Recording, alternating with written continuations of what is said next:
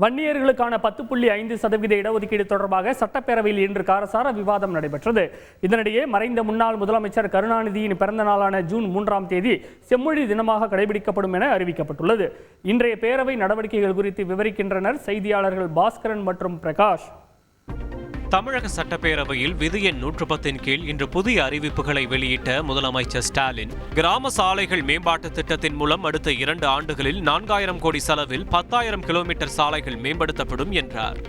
தொடர்ந்து பள்ளிக்கல்வித்துறை மானிய கோரிக்கை மீதான விவாதத்தில் பேசிய பாமக உறுப்பினர் ஜே.கே. மணி, வன்னியர்களுக்கான 10.5% இடஒதுக்கீட்டை உடனடியாக அமல்படுத்த வேண்டும் என வலியுறுத்தினார்.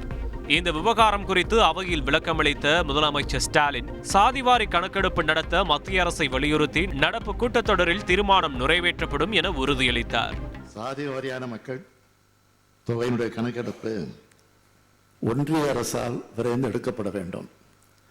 அதற்காக இந்த கூட்டத்தொடரிலேயே சட்டமன்ற கூட்டத்தொடரிலேயே ஒரு தீர்மானத்தை கொண்டு வரலாம் என்று நாங்கள் முடிவு செய்திருக்கிறோம்.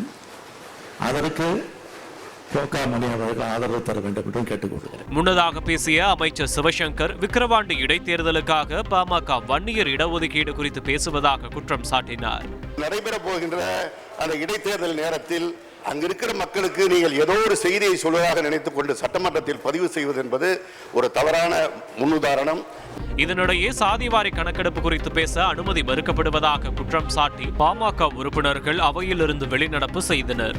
இதுகுறித்து செய்தியாளர்களிடம் பேசிய ஜே.கே. மணி கூறுகையில், 10.5 விழுக்காடு தரவுகளை சேகரிச்சிங்க 3 வருஷமா.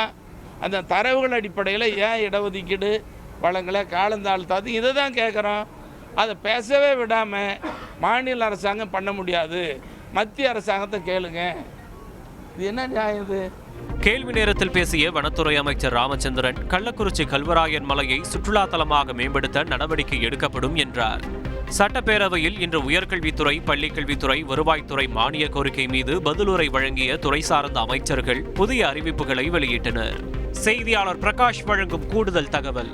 பள்ளிக்கல்வித்துறையை பொறுத்த வரைக்கும் 6ஆம் வகுப்பிலிருந்து 9ஆம் வகுப்பு வரை பயிலும் அரசு பள்ளி மாணவர்களுக்கு கணினி மற்றும் நுண்ணறிவு திறன் கற்றுக் கொடுக்கப்படும் எனவும், 1000 மாணவர்களுக்கு மேல் பயிலும் அரசு பள்ளியில் இருக்கக்கூடிய உயர் தொழில்நுட்ப ஆய்வகங்கள் மேம்படுத்தப்படும் உள்ளிட்ட 25 புதிய அறிவிப்புகளை அமைச்சர் அன்பில் மகேஷ் பொய்யாமொழி வெளியிட்டார். ரஞ்சித். நன்றி பிரகாஷ். செய்திகளை உடனுக்குடன் தெரிந்து கொள்ள உடனே சப்ஸ்கிரைப் பண்ணுங்க.